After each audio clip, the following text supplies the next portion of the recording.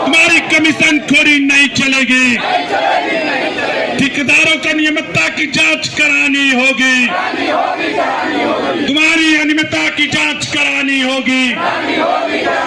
मांगो नगर निगम के पदाधिकारी कमीशन लेना बंद करो। मांगो की जनता का अधिकार देना होगा। मांगो में नगर निगम का चुनाव कराना होगा। मांगो में महिला कॉलेज देना होगा। क्षेत्रीय तीसरे मत के अधिकार की लड़ाई को लेकर शंभू चौधरी ने अपने पूरी मांगों की जनता के साथ लड़ाई लड़ा था और उस समय कैबिनेट मुख्यमंत्री माननीय रघुवर दास जी थे, जिनके द्वारा उस समय कैबिनेट से पास करके मांगों का नगर निगम का दर्जा दे दिया गया था। लेकिन उसके बाद आज तक जब सरकार नहीं बनी, यहाँ के जनप्रतिनिधि जो चुने गए, नगर निगम चुनाव हो रहा था, होते होते इन्होंने रोक लगा दिया अपने मैडम को लड़ाने के लिए। अगर ऐसा जनता की माहौल जब बिगड़ा तो चुनाव को स्थगित करा दिया गया, जो कि ये कतई भी मानगो की जनता बर्दाश्त नहीं करेगी।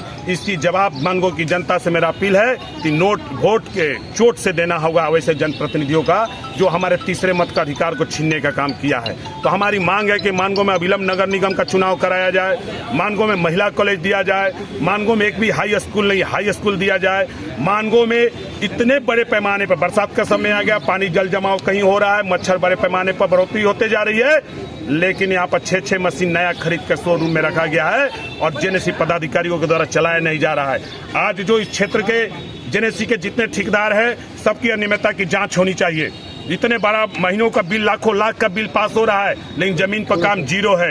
एक जेनेसी पदाधिकारी जो उस ठेकेदारों के द्वारा कमीशन लेकर ऐसे सारे बिल को पास कर रहा है, मैं माननीय मुख्यमंत्री जी को पत्र लिखा हूं कि इसकी जांच होनी चाहिए और सारे पदाधिकारियों पर कठोर से कठोर कार्रवाई करके सारे पदाधिकारियों को जेल भेजने का काम किया जाएगा।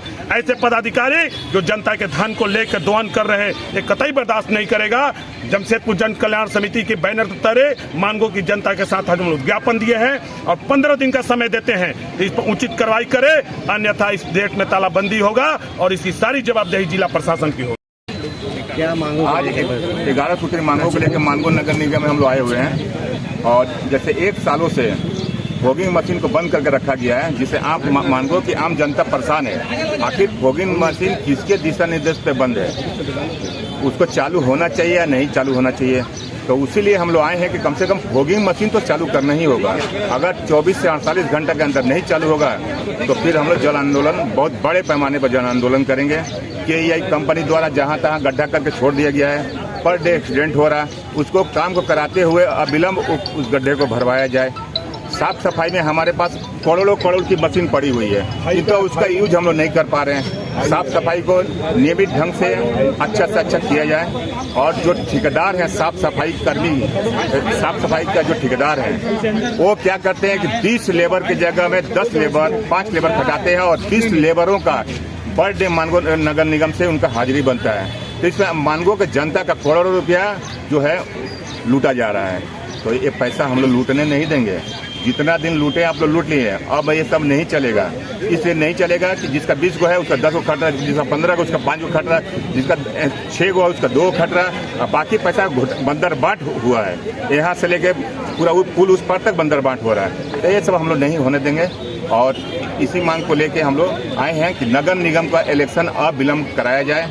अगर नगर निगम का इलेक्शन नहीं होता है तो अब होल्डिंग टैक्स भी हम मानगोवासी नहीं देगा। एक तो होल्डिंग टैक्स दे रहा है, ऊपर से 2000 रुपये एक्स्ट्रा फाइन दे रहा है। तो ऐसा नहीं चलेगा। इसके लिए नगर निगम को होश में आना होगा और जितने भी हम लोग दिए हैं उसको कड़ी से कड़ी कार्रवाई करना होगा। नहीं कार्रवाई करने से हम लोग मानगो नगर निगम में हम लोग अमरन अनशन पर बैठेंगे। धन्यवाद। हमारे विधायक प्रत्याशी शंभू चौधरी।